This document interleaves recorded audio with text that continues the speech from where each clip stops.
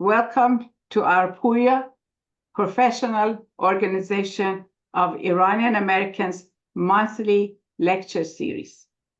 I would like to extend my profound appreciation and gratitude to our distinguished speaker, Mr. Christopher Foley, Mr. Ali Bagheri, who has kindly introduced him to us.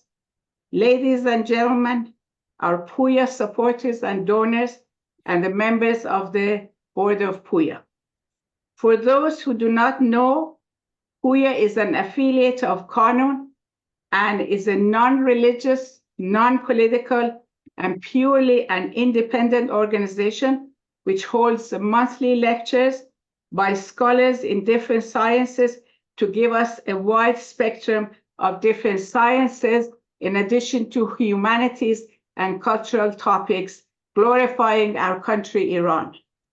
All the POOIA lectures are in English so that the American and international professionals and young Iranian Americans who unfortunately do not know Farsi be able to participate. In addition to this, every year POOIA has an annual gala giving awards to some brilliant Iranian students from different fields, from different universities in Atlanta, Georgia. POOIA works tirelessly to uphold the pillars of its mission. Number one, to create a sense of synergy within the population of Iranian Americans. Number two, to provide an opportunity for Iranian American professionals to network and support each other. Number three, to provide other forms of advice such as internship, career counseling, financial support in a few cases, etc., to support our young professionals. Number four, to become an anchor of support while creating a channel for Iranian American professionals to share their accomplishments, experiences, etc. Number five, to help the next generation of Iranian American professionals to succeed and prosper. And finally, to promote a positive image and counter the negative media depiction of Iran and Iranian people. POOIA has a board of directors different from that of Qanun. The board members are all professionals in different fields. So before I introduce our honorable speaker, I will announce our next programs in Farsi and in English. سه‌شنبه 11 ژوئن ساعت 7:30 شب سخنرانی آقای دکتر الف سهیلی تحت عنوان دستور آموزشی زبان فارسی. Tuesday, June 11, 7:30 at night. It's a talk by Dr. Abe Sohaili under the topic of educational grammar of فارسی. جمعه 14 ژوئن ساعت 7:30 شب شعر و ادب کانون به همت خانم ساناز موسوی. And Friday 14th of June we have poetry night. سه‌شنبه 18 ژوئن ساعت 7:30 شب سخنرانی آقای دکتر کامبیز پوررضایی تحت عنوان تصویربرداری مغز در عصب شناسی. Now I will introduce Mr. Foley briefly. Mr. Foley received his BA from Dartmouth College, I believe. He guides individuals, families, and small business owners in an increasingly complex and volatile investment environment by offering clear, straightforward financial advice and helping them to make sense of their investments. He has assisted many families in the community to fund their investment goals and plan for their financial futures. Prior to his career at Edward Jones, he worked in the financial service industry for nearly 13 years. His finance journey began in his junior year of college at the age of 20. He worked as an intern on the trading desk of a global investment bank and developed an enthusiasm for researching stocks. That experience taught him the power of compounding and investing for the long term. He's a relationship builder, and he cares deeply for his community.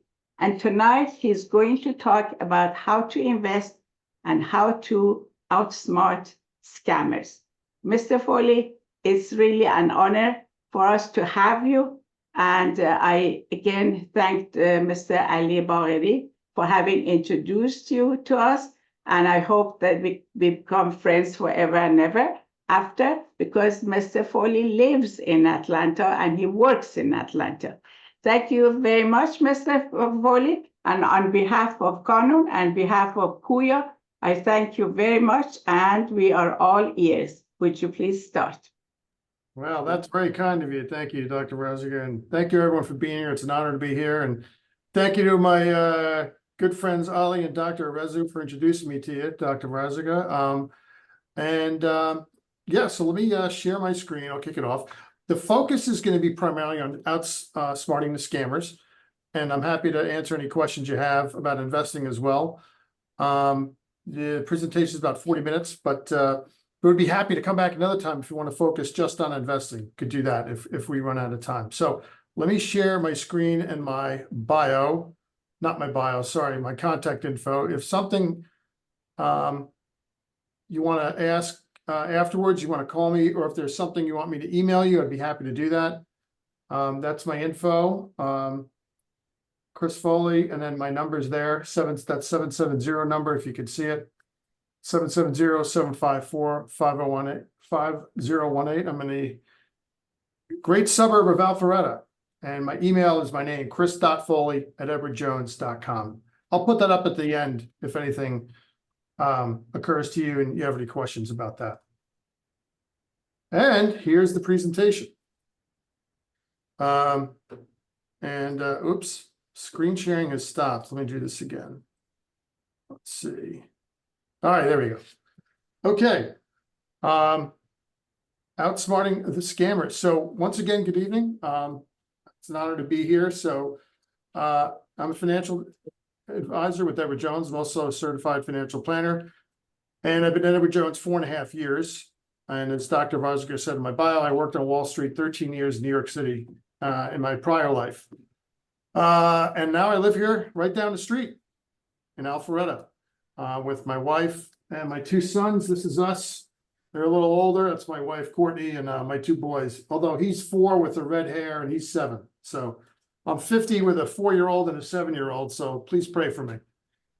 Anyway, to get down to business, don't get me. I'm very grateful for my family. Thank God for my wife's putting me to bed probably right now. All right.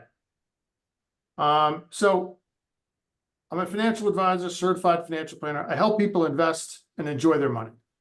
And I have a real passion for education. And it's a big reason why I come here to present, right? To help people like you become educated investors. And tonight, this is a topic, it's near and dear to me because my mother is a widow. She's 83, lives up in New York in the town I grew up in. It's a topic that's increasing concern for not just consumers, but investors, protecting you from fraud. So let me kick it off. I'm going to start off with a little data. All right. So what do these numbers mean? Fraud's been increasing concern for all of us. So you may have friends, loved ones that have been victims of fraud, scams. The good news is there's red flags that you can see ahead of time to protect you. So this seminar is going to help you learn how to spot these red flags. And throughout our time together, I'll share a few stories to help illustrate some more common forms of scams that, in case you're targeted. So looking at this screen here, 2022, there was a study by the Javelin Strategy Research Identity Fraud Study. Identity theft affected 40 million adults in 2022, totaling 43 billion in losses, billion with a B. National Council on Aging says up to 5 million older Americans are abused every year, and the annual loss to them is 36.5 billion. So older Americans lose about 28.3 billion to elder financial exploitation. That's according to AARP. And National Center for Elder Abuse finds that 1 in 10 older adults are victimized financially. However, the sad news is that the National Council on Aging states that only 1 in 24 cases are actually reported. Possibly because the victim's too embarrassed, they don't want to admit they've been scammed, they don't want to call attention to themselves.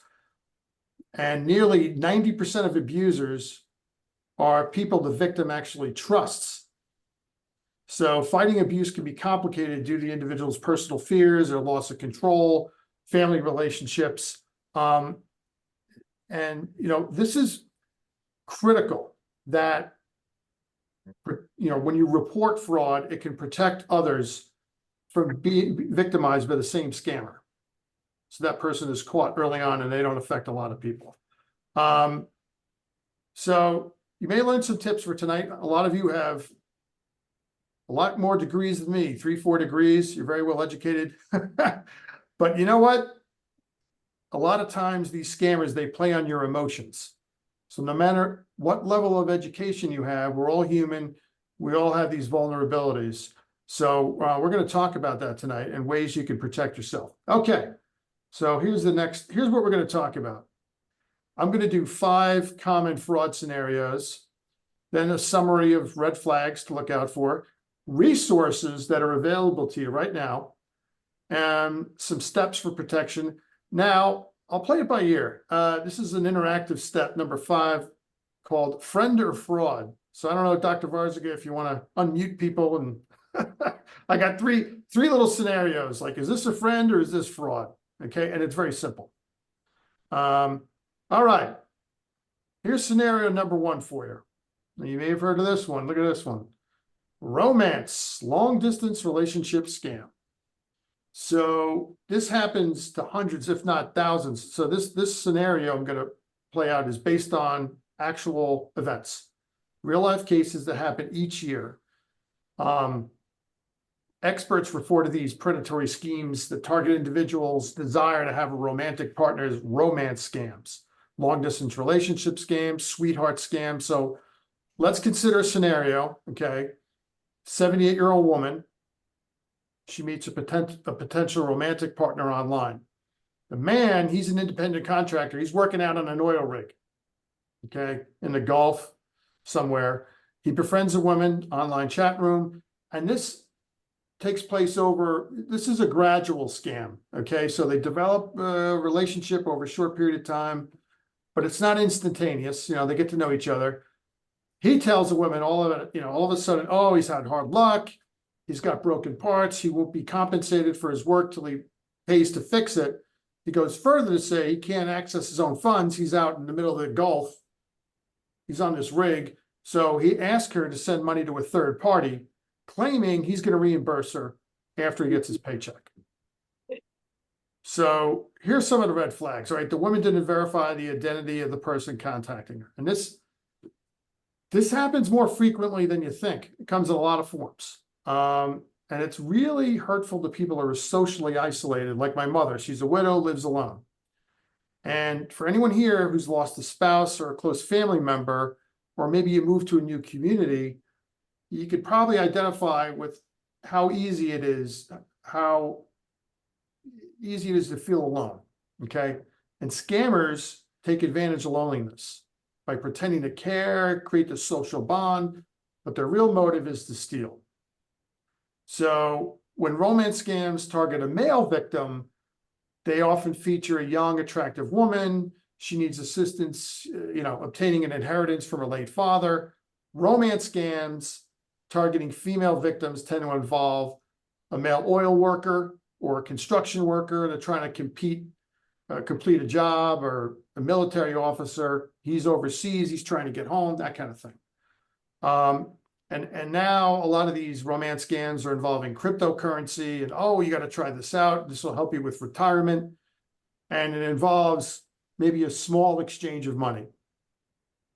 And then they'll create these fake statements, kind of like Bernie Madoff did, right? Oh, look what all this money you've made. And then, oh, you know what now? Why don't you give me 100,000? So all this to say, these scammers prey on your emotions. They prey on people who are alone. They use phone calls, emails, social media, dating websites, online games like Words with Friends. That's a popular one. And this fraud relies on trust. So the scammer may lead you believe that you've met before in person at this party, social gathering, you have a mutual friend. They actually find out your mutual friends through social media sites. So that's obviously important for those of you on social media. Check out your privacy settings. But they can obtain a lot of information about you. What you're passionate about. Oh yeah, this person loves to travel. This person loves movies, okay? They work to establish a rapport over several months. Then they ask you for money, okay? Then maybe they want control, power of attorney, and they're going to tug at those emotions. So these are just some examples. You know, and keep in mind, they tug at your emotional heartstrings. And if a friend requests money, you know, if this person, quote unquote, becomes a friend, and then all of a sudden they want money, ask for a copy of their driver's license, social security number. We have a fraud department, Edward Jones. They can use this information to verify a person's identity. Typically, you go to that point, the person's going to back off, or they're not going to want to cooperate. And another option, sometimes they'll say, oh, well, just send me the money.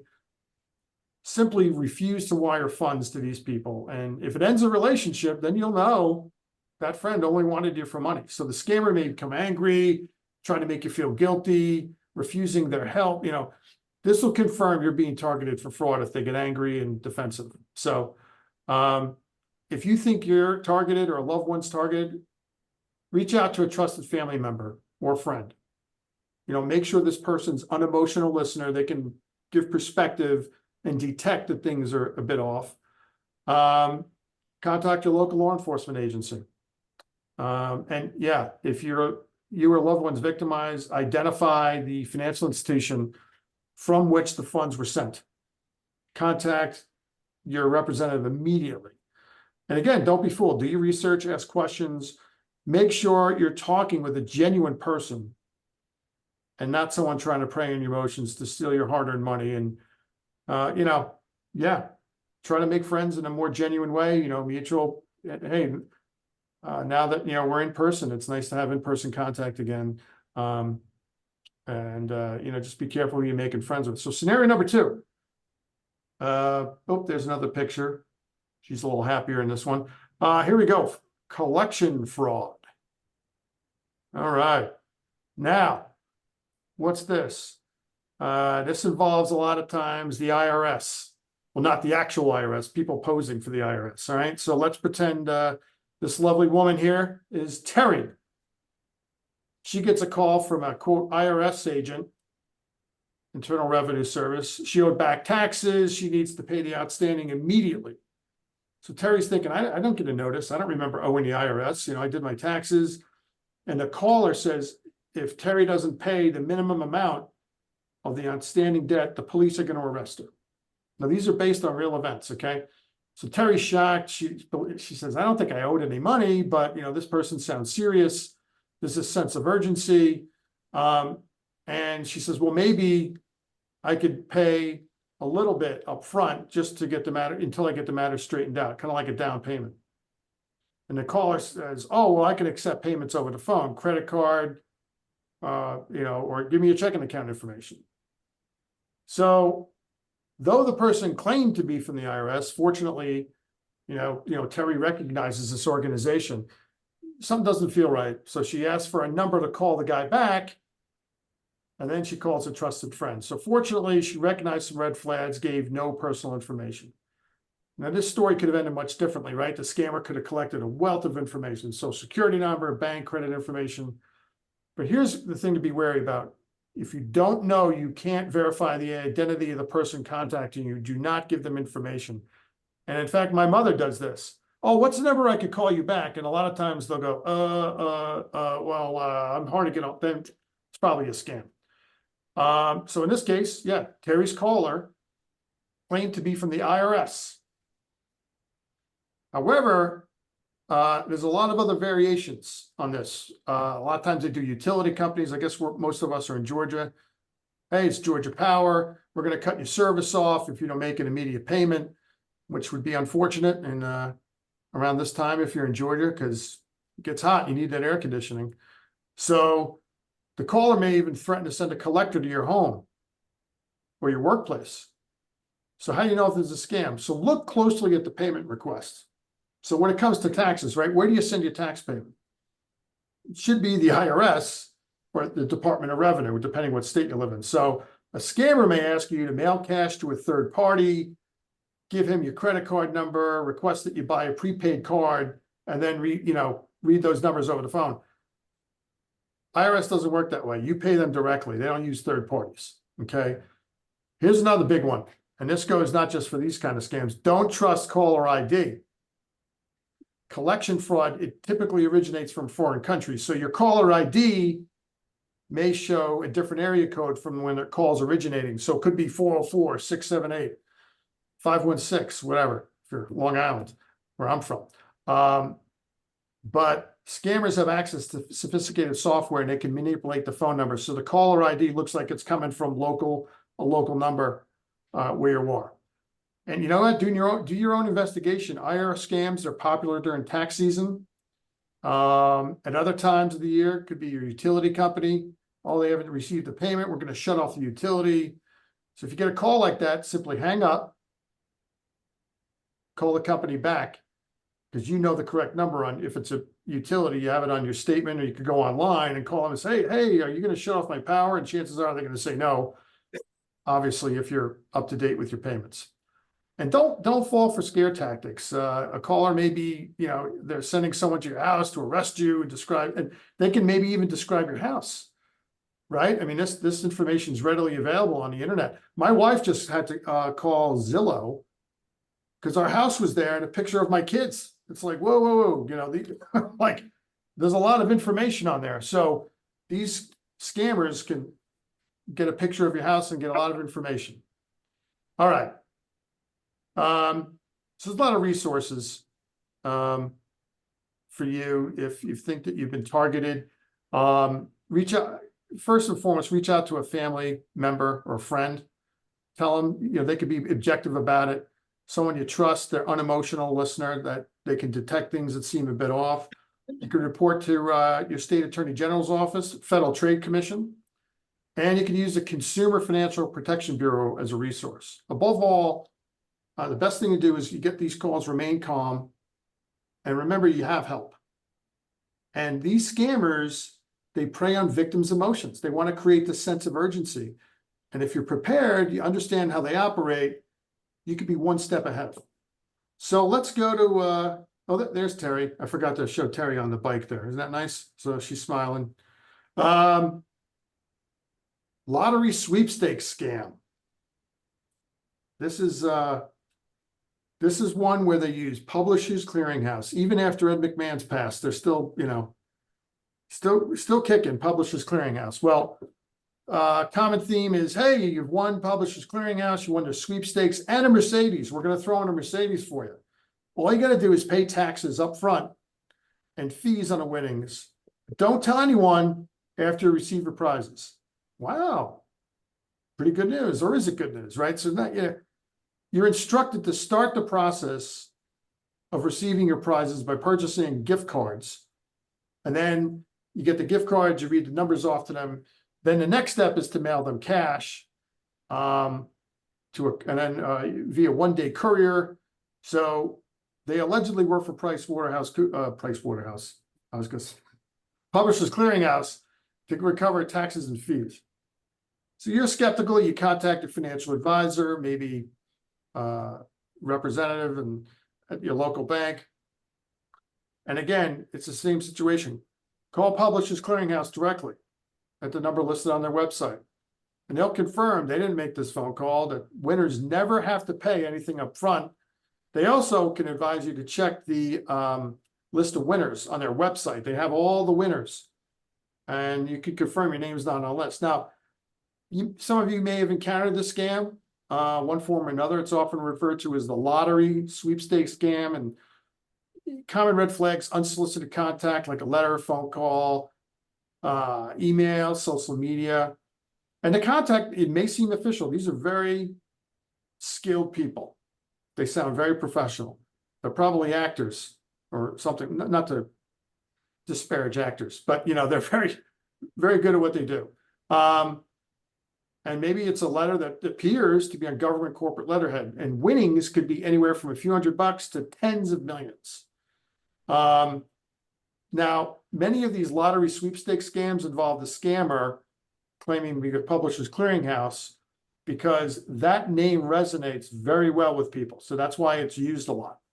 But these are very easy to debunk, because publisher's clearinghouse, they're never going to tell you up front that you're a winner. That's a way you can tell. So that is so again, red flags in this case. Oh, let's go to the happy photo. There you go. Here she is with her friend. Contacts unsolicited doesn't make sense. You've won the lottery, but you didn't enter the lottery. How can you win a lottery that you didn't enter, right? You're coached not to tell anyone because it could jeopardize your winnings. Keep it quiet. That's a huge red flag. You'll be instructed to send money to a treasurer, banker, another person connected to your winnings, but these people are not connected to the lottery or the sweepstakes. They're likely victims as well, what they call money mules. And take steps to protect yourself. Remember, you treat all unsolicited offers with extreme caution. Investigate the people, the companies involved, and most important, follow your instincts. When in doubt, do not send money to anyone or personal information. I tell my clients, I had a client one time, unsolicited, I entered his, texted me his social security number, and I'm like, whoa, do not do that. Give that to me over the phone, even for people and if you believe your loved one, you've been victimized, lottery sweepstakes scam, you can contact Federal Trade Commission. All right, here we go. Next one. Imposter scam. All right. So I'll try to keep this simple. You get a pop-up on your computer claiming to be Microsoft, alerting you of a virus on your computer. Call the number on the phone. You call the number on the pop-up. Oh, your computer's been hacked. And this person from Microsoft, a request for remote access, which some of these people can actually do, give it to him, and then he's inside your computer. Now he's looking for where you might have money, your bank, uploads, and he uploads malware or spyware. And he warns things are much worse than he thought, and he thinks your accounts have been compromised. So he has to get somebody else involved, and somebody else gets on the phone, like another representative, and they're working as a team, and your funds are in jeopardy, and you got to move them to a safe account while they investigate. So they gain your trust. They promise they're going to get your funds back as soon as the investigation's been completed. Meantime, they actually coach you to lie to your bank or your brokerage firm. So let's just say Edward Jones is your investment firm. They're going to tell you to lie to the Edward Jones representative. So tell them, hey, say your bank at Edward Jones, they may be in on it. You can't tell them the real reason. You need to move your funds. You just got to move your funds. You think your account's been compromised. They give you a new account number and in your name at another bank somewhere. You liquidate your funds, and they'll stay on the phone with you. They'll be real patient. And then once those funds, they're gone. And once you send the money, it's lost. You can't get it back. So there's a lot of variations on this scam. UPS is a big one. You get a delivery notice you're not expecting. You get an email from Amazon about an order you didn't place. Okay.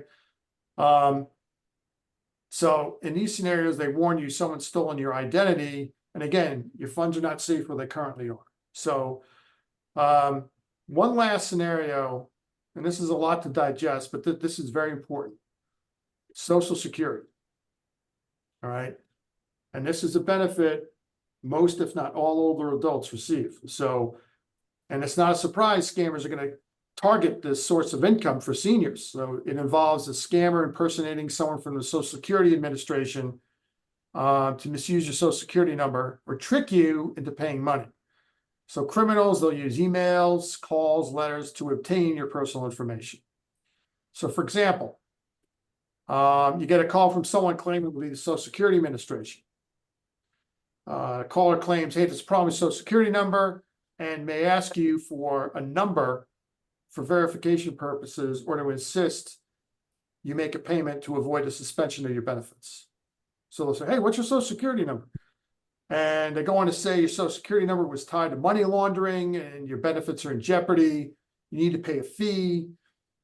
And this doesn't feel right. You're paying a fee for something you didn't do. So again, take a breath, decide, ask the caller for his phone number. Again, ask them, oh, you know what? Can I call you back? Something's come up.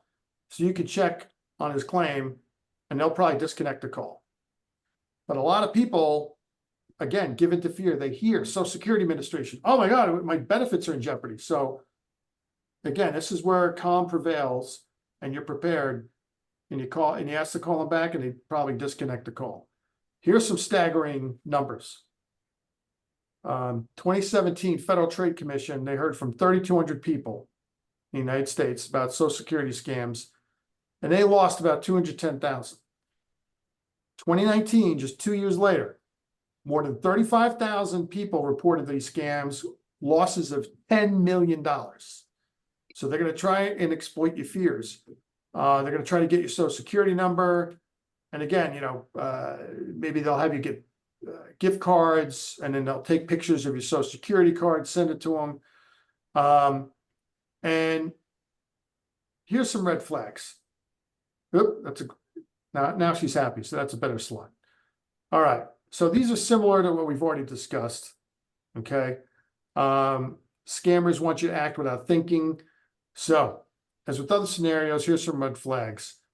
The Social Security Administration will never call you. If there's a problem, they'll send you a letter. But of course, you can call them. In fact, I don't know, some of you in different locations. A client of mine went to the location in Kennesaw. They were very helpful. You can look them up online. Obviously, they have a number there and you can call them. So you can even call them and say, hey, is there something wrong with my benefits? And they'll confirm and they'll tell you the truth. Also, you're never going to have to pay for any legitimate taxes or fees with a gift card or Bitcoin. That's the thing. Pay us in Bitcoin. That's, gift cards are for gifts. All right. Bitcoin is not a generally accepted form of currency, at least not at this time. Who knows what the future holds? Anyway, so what do? Hang up. Or, do not call a number on a pop-up on your computer. Look the legitimate company, look them up online and call them at a nationally known number. If you've already given access, some of you are in, from what it sounds like, a lot of you are pretty tech savvy, but just in case, if you've already given access to your computer, disconnect from the internet, take a computer to a reputable repair shop, have it cleaned. Simply turning it off or changing a password is not going to help. If someone says they're from Edward Jones or your bank or whatever brokerage firm you're with, hang up, call them at a number you've received from your bank or on the brokerage statements to confirm the story, or you have an actual financial advisor.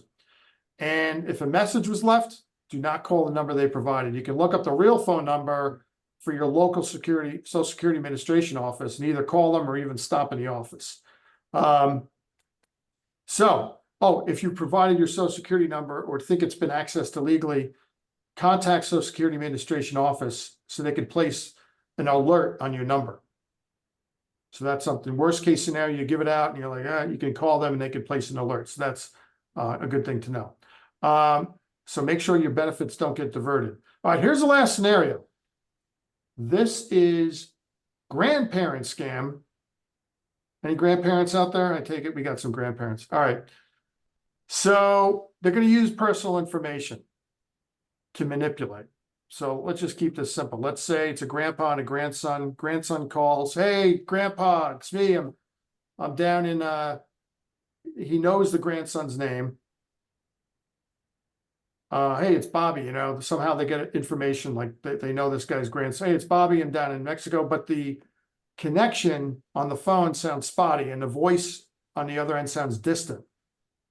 Oh, it's your grandson. I'm in Mexico. I got pulled over and they planted drugs in my car and they're not going to release me until I send some funds. And then someone else may get on the phone saying that they're with the authorities. Oh, your grandson could be in trouble.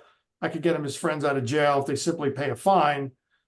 Here's the account information where you could send the money. And this happens a lot, unfortunately. So, you know, ideally, grandpa feels this doesn't feel right, hangs up, and reaches out to a family member or to his grandson himself and contacts, hey, is, you know, Bobby in Mexico? No, he's not. He's in his dorm room or wherever. So again, this is a case where you hang up, and this scam, it's this immediacy. These scammers, it's immediate nature. They prey on your impulses and your emotions. So let's look at some other red flags. Keep this simple here. Identity verification. I mentioned this earlier. In this, you know, it's digital world, it's easily to manipulate information.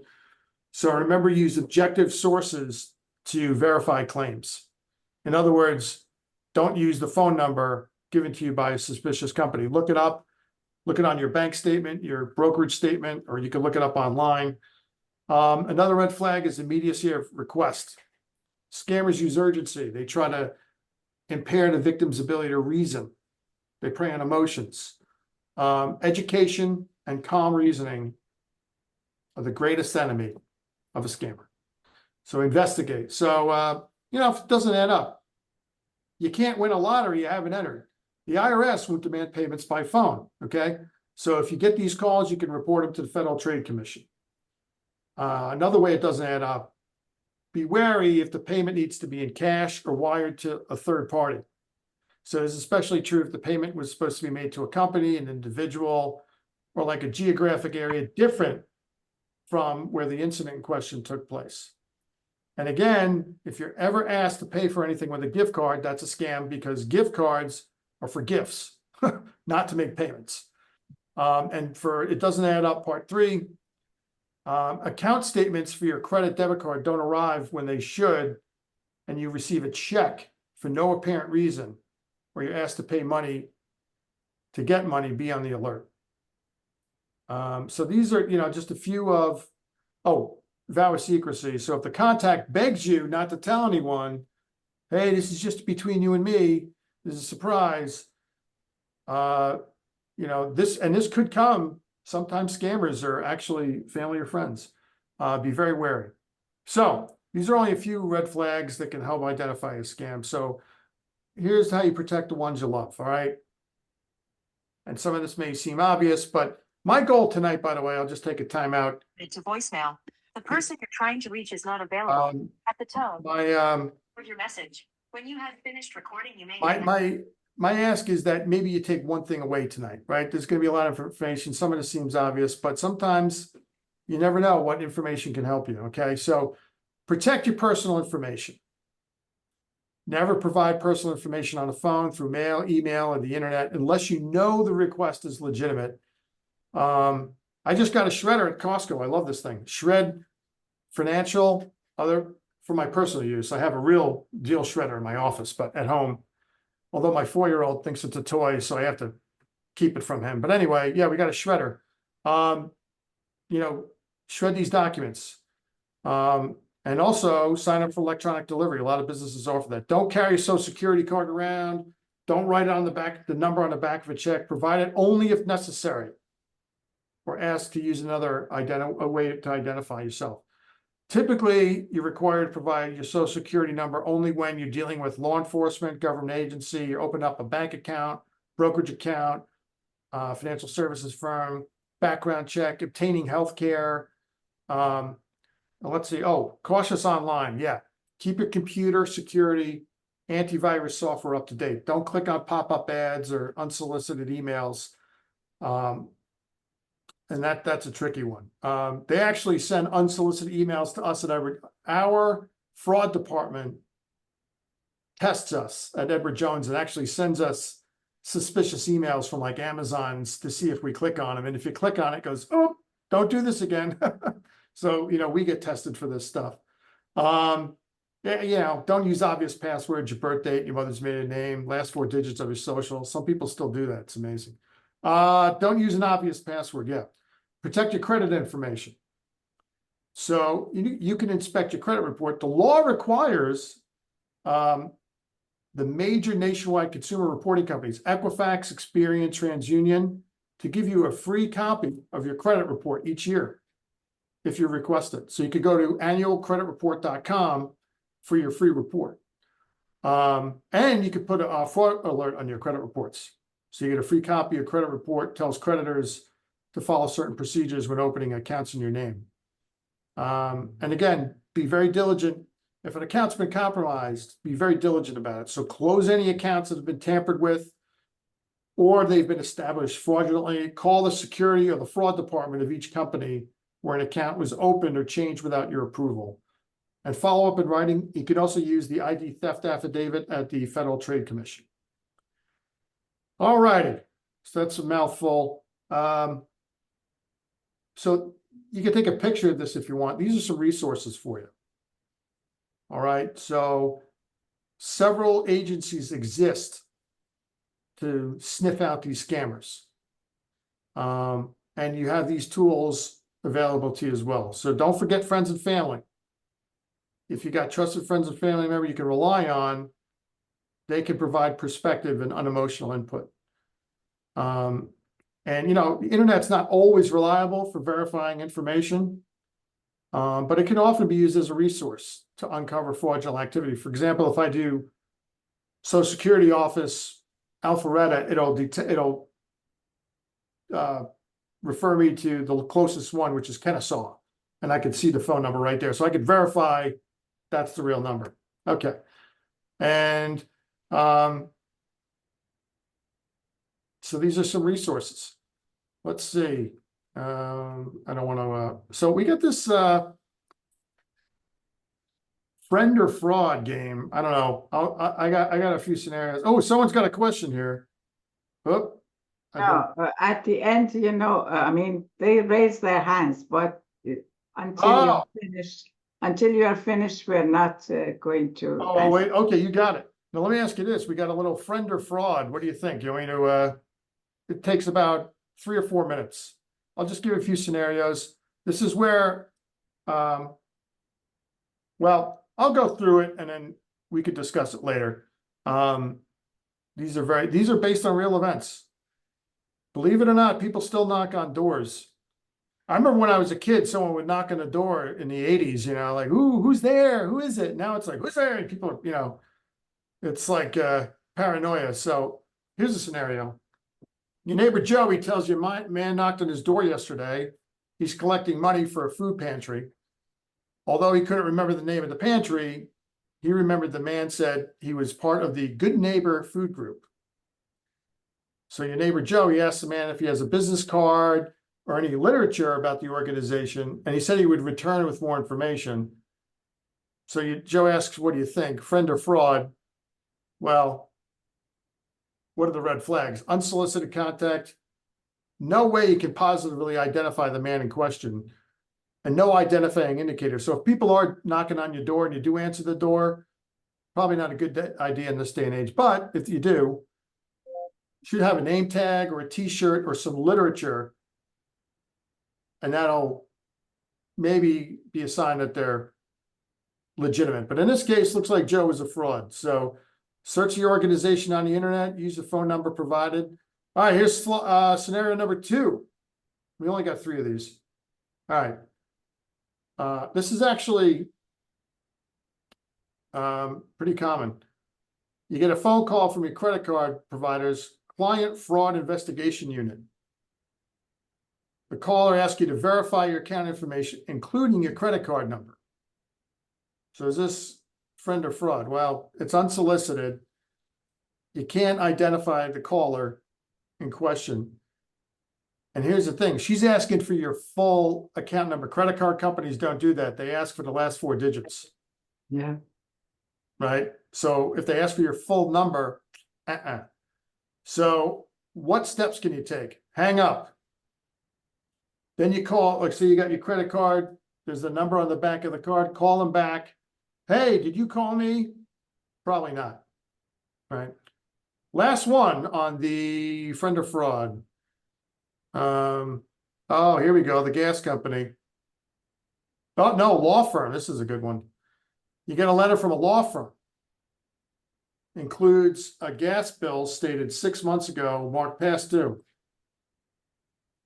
Letter says, hey, you're delinquent in paying and your natural gas is going to be shut off in 3 days unless you make an immediate payment via credit card or wire to this law office.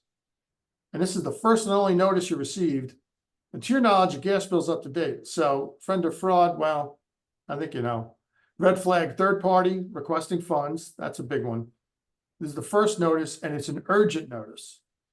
So what steps can you do to investigate the situation? Now, this comes from the mail. Contact the gas company. I guess for a lot of us, Georgia Power. Verify your account's up to date. Disregard the notice. Excuse me. Research a law firm on the internet through the Better Business Bureau. And he can report to Federal Trade Commission. All righty. So, all right. Good news, everybody. We are at the home stretch. I hope it's been not too painful, but you know, hey, this is very useful information, right? So we've covered a lot of ground here. So let's review some items, all right? So as we discussed, fraud comes in a lot of forms. These scammers are getting more complex, very creative. And you know, in this world of new technology, there's a lot of ways they can scam people. So remember, things aren't always as they seem. And if it's too good to be true, it's probably not true. Emotion. The scammer's best friend. And if you're pressured to act now, that's a red flag. So when in doubt, don't send money, don't reveal personal information. Also, you got a wealth of information at your fingertips. Could be a financial advisor. We, in fact, have a Edward Jones fraud investigations unit that's available to clients. And if you know someone that's been a victim of a scam, or you yourself, make sure you report it or they report it, so that these people can be, they're encouraged to track these people down and report them to the authorities. And it's a real critical step in helping stop these criminals. When I was in New York, I remember on the subways, it used to have these ads, if you see something, say something, right? Same thing with these scammers.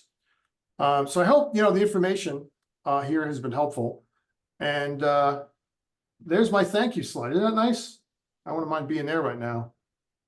Probably Panama City or something. Anyway, thank you.